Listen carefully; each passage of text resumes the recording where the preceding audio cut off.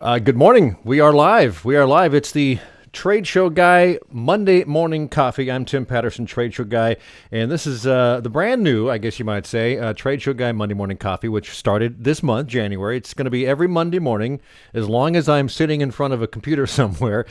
I'm going to just hold forth on all sorts of things and have guests when I can, and if not, I'm just going to have a fun time anyway. So I do have a guest this morning. This will be fun. We've got Mike Duseberg. Did I pronounce that right, Mike, by the way? Mike Duseberg, yeah, that's Mike fine. Duseberg. Mike's in Florida, so he's at the way far other side in the south part of the continent. I'm up in Oregon, so we're we're using technology to get together and have a fun time. Good morning, Mike. Oh, down there it's afternoon, of course. Yeah, it is just past the afternoon. You're right. Yes.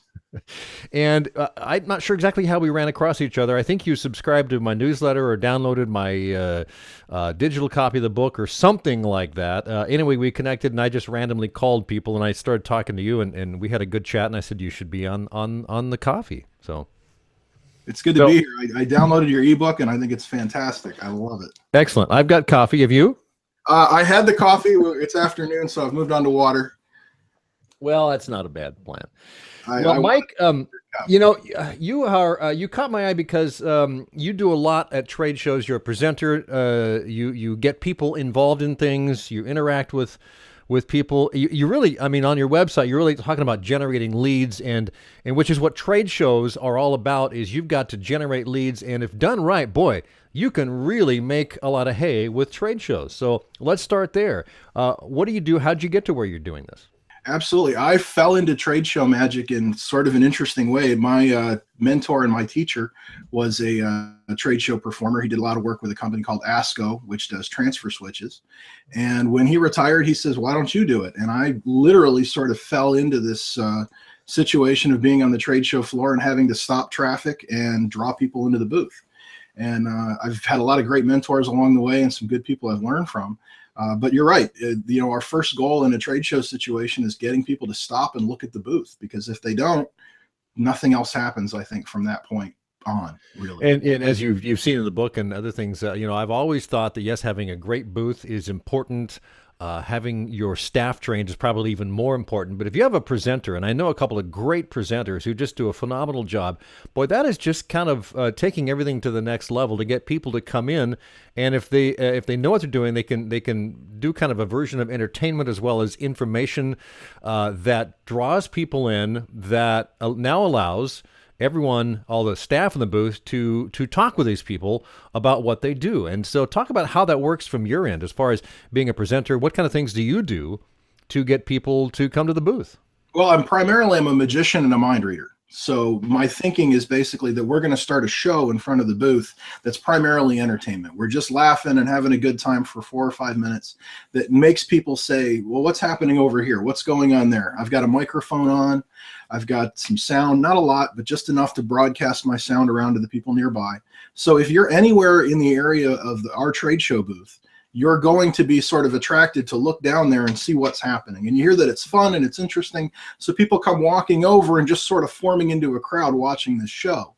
And then we're going to start to change the tricks a little bit. So rather than being just entertainment, now they're going to be things that are more product message oriented. And what I really do is try to find out what is the key message that this company is trying to broadcast to that audience. Who is the prospect that they really want to meet? And what does that person really need to know to make them want to come into the booth and learn more? And then my claim to fame right now is to try to really find a message that makes them say, I need to know more about that. So rather than simply walking over to a podium and scanning a badge, they're going to come into the booth and say, could you please tell me more about this product? Could you please tell me more about this new technology? So the salesperson's in a different position, rather than saying, the elevator speech that we normally have, where there's an attendee walks into the booth, and so you immediately walk up and say, you've got 20 seconds to try to communicate why they have to stay in the booth. I'm going to flip that relationship around. So now they're coming up saying, tell me about this. And for a sales guy, I'm sure, I'll tell you anything you want to know. Tell me more about you. What do you need exactly? And so now that person goes from being sort of a warm lead to being someone they can really communicate with, put them into the badge scanner, and that's someone you can also call for a follow-up call later. It's going to be a more productive conversation that way. You talk about magic and mind reading. Interesting things. They're on stage, but you obviously understand that at a trade show, it's more intimate than that. I mean, people are right up close, and but you also have to understand that there's people that are 20 or 30 feet away that are still trying to see that. And as we know, at a trade show, a crowd draws a crowd. I mean, if people see something going on, they want to know and be a part of it. And at some point, if they're 50 feet away, they just can't see it. But so you've got to work within this small space, and that's got to be interesting. You know what? There's ways of getting around that. And if you know that you're going to have good traffic at the show and you know that there's going to be people there, why not build a stage? A lot of my colleagues work off an 18-inch, 22-inch stage that they put out in front of the booth. And we have ways of stopping a small crowd. We bring the small crowd over to that stage. And then now that I'm up on the stage and I got 10 people, 15 people in front of me, it's way easier to get 50, 60, 150 in front of me because now I'm 22 inches in the air. I'm standing up tall. I might even bring someone from the audience up on the stage with me. And think about it in life. What do? You know, when you see someone that you're looking up at, you stop and you pay attention to them. And so it really takes that traditional small show where you've got someone maybe that's standing in front of a podium and performing magic. If we can get them up in the air now, it makes that so much bigger, just like you said. So many more people are interested. And we have a different technique then for how are we going to handle those people once they come into the booth, because you probably will have a larger amount of traffic flowing into the show because you've got a bigger crowd in the aisle. I'm curious if there are any industries that work better than others that you've worked in, or if they're all the same. As long as you can draw a crowd, you can get people interested. And the second part of the question is that I lost my train of thought there. Is the size of a booth? Is the size of a booth important? Yes. Yeah. I think if you have a 10 by 10, you don't really have anywhere to go, right? You know, if I can only stop 20, 30, 50 people in front of a 10 by 10, 50 would be a pretty big crowd. You're limited, yes. And then I say, okay, step to my left to the lead scanner. Or if I say, you know, come over here, you don't really have as much opportunity to bounce that person from the aisle into the trade show booth to actually kind of have a serious conversation with them. But we've done 10 by 20s very successfully. We were at the Tech Advantage show with ASCO earlier about this time last year, and we had an aisle packed with people, and we put the badge scanner over to my left, and we just say, okay, you know, now that you've enjoyed the show, we get to that point where we talk about why you have to speak with ASCO, why you have to work with our company, and I point them right over there, and there was a great picture of lead tape just cascading off of that podium because we had so many people that said, yes, I want to learn more. But you're right. I think different industries, I've been in the tech industry. It's gone well. It's very big in software, very good. I've had friends that do well in human resources, military weapons, security. I do heavy industrial. I do the water industry. I do electrical. I don't think there's any industry where it wouldn't work because people are they're excited to do something on the show floor that's not sell me something. You know what I mean? This is a big change. In most booths, everybody knows what's inside. That's where the sales sharks are. So if I come over here and say, hey, let's just take a break and have some fun for a minute, it's a lot easier to get your attention and get you involved in the program. You know, it's interesting. We talk about industries. A lot of my clients are in the natural products, the food industry. And to be honest, I rarely see, if ever, that sort of presentation. Now, I'll sometimes see what's going on in a booth, maybe a camera with a couple of people or 3 or 4 people on a couch talking, and that'll draw a bit of a crowd. But I'm a bit surprised that I don't see presenters doing what you're doing. I think that a presenter, in a sense, is able to explain things that are complicated in a simplified. They're able to simplify things in a tech industry, software, those types of things. That makes it easier for people to come and understand. Whereas in a food show, you're just tasting the food. So maybe that's the difference. I don't know. Yeah, well, and you're also sort of moving people around a little bit as well. Exactly. Not only are we going to explain this message to you, we're going to direct you to where the next step in this process is. Where should you go next? I think one of the concerns, I did a food show one time where I found out during the show that my job was not to get them to taste the food. I learned a lot about the buffet. Apparently, some of the things on the buffet are not there so much because they taste good as much as they are that they're very filling. and we were selling taco meat. And I said, should I direct the people to try the taco meat? And the client says, no, no, no, no, no. Whatever you do, don't let them eat it. He says, but it looks good enough and it'll fill space on a buffet. I said, okay, all right. But it also gives people a reason to stay at your booth longer too. You know, we're going to stop and watch something. You're going to hear that whole message, like you said, direct them into the booth. You're right, exactly. And I think an interesting thing that you said about, I don't see this very often.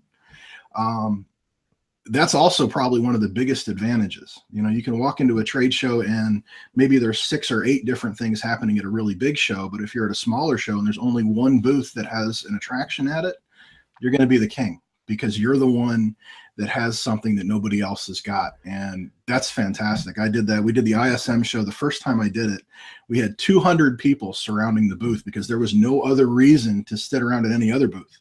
And that guy's been my client, I think, now for 15 years. He left that company, went somewhere else and said, you're coming with me, because it works. That's great.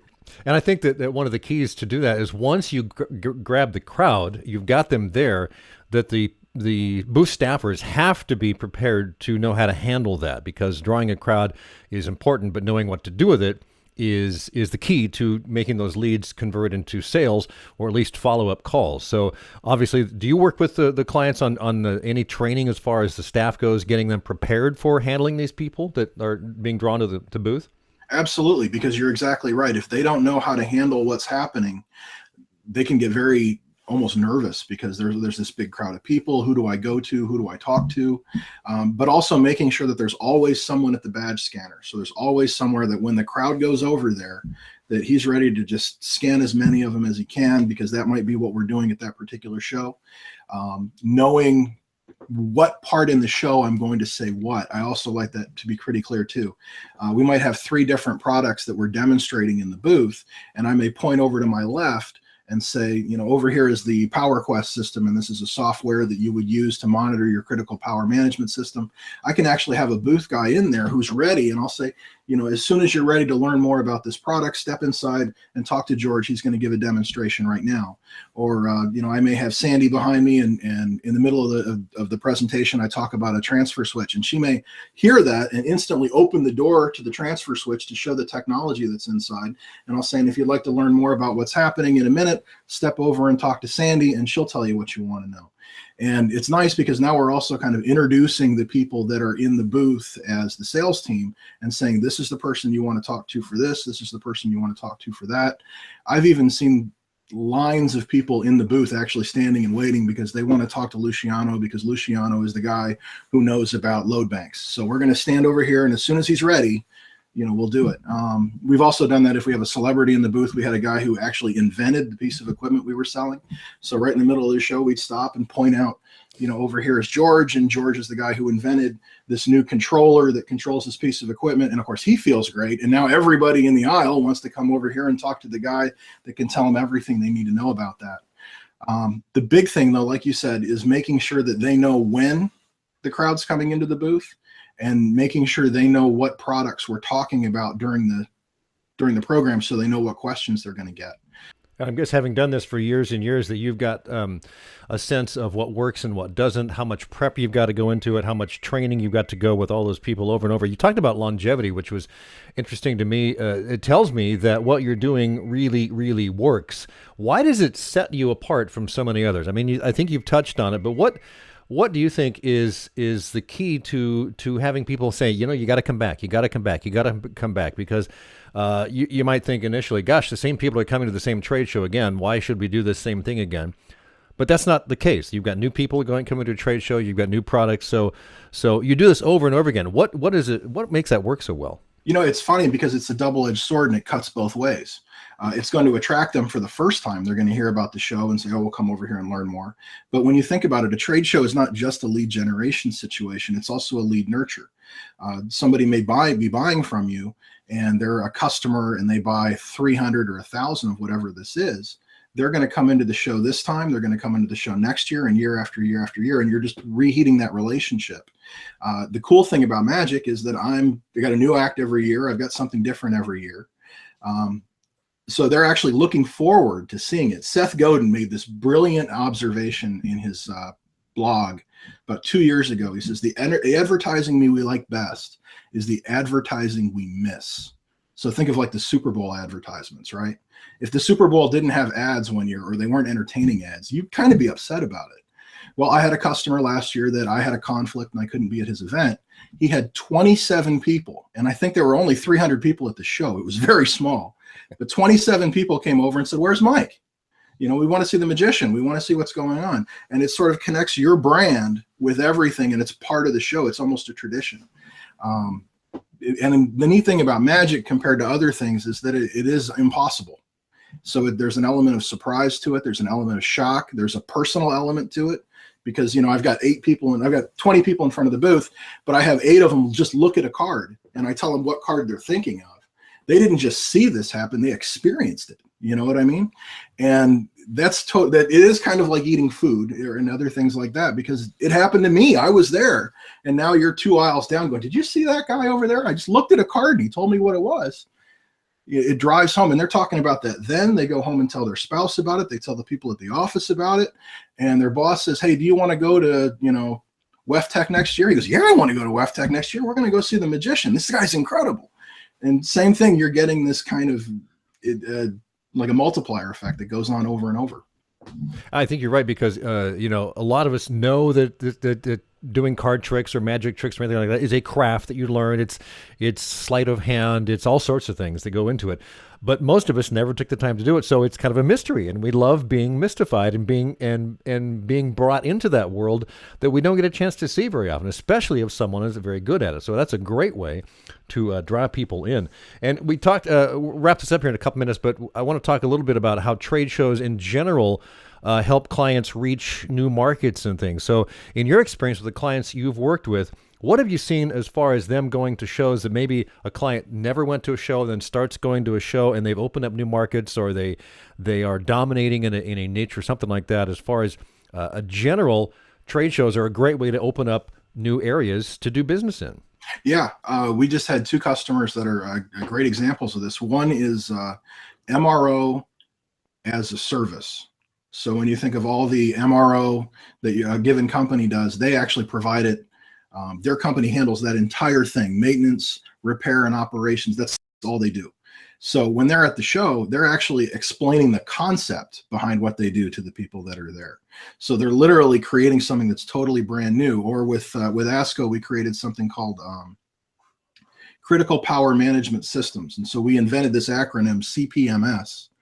And so, like you said, if somebody looks at a booth and they're in an industry that's not normally using your product, they go, "I don't really know what that is," and they're going to keep going. Or, "I'm not familiar with that," and they're going to keep going. So again, if we stop them with something else, and then we kind of mention, "Well, do you have this problem and this problem and this problem? This solves that problem." Now we're kind of getting this term, you know, whether it's MRO as a service or critical power management system, into their head, and they're starting to learn about it. "Oh, okay, I understand what that is, and now I can come into the booth to learn more." So exactly, you're penetrating a market in a new way by first grabbing attention and explaining what you do, and then personalizing it for the people in the aisle. Does that address what you're talking about? Yeah, I think so. Do you think having a presenter in a booth really sets yourself apart in an attendee's eye from a competitor, a direct competitor? How does that impact them? Absolutely. I think this is going on 40 years now. Exhibit Survey says that some kind of live performer, whether it's a live demonstration or a magician or a juggler or whatever, is the number one attractor of people, right? And it also, like you said, it kind of throws it out there. It says, "Hey, look, we spent some money today. We got this guy in here. He's different." So it is going to set you apart and make you different. But from another angle as well, if I said we sell transfer switches, and I'm at a trade show, there's 4 other companies that also sell transfer switches, and you're a customer of one of those companies, how many of those companies are you really going to go look at? You might look at 1 or 2. You're definitely loyal to the one that you regularly buy from, especially if you don't have a problem with them. If you have some kind of an attraction in your booth, they're not coming over for transfer switches. They're coming over for entertainment first. So now when we bring in the message and we say, "Oh yeah, and here's the advantage of using this company as opposed to any of our competitors," they go, "Oh, well, hold on, I'd never even thought of that problem." and now we bring them into the booth again. So it is a differentiator in a lot of ways, and it's going to make sure that people come to your booth as opposed to somebody else's. I think that's really the key, is that it opens the door. It's a wedge to get people's attention, and then you can give them the message and differentiate yourself. So this is very cool to talk about, Mike. I really appreciate it. I want to let people know how to get a hold of you. Absolutely. You can take a look at our website, www.magicmeansbusiness.com.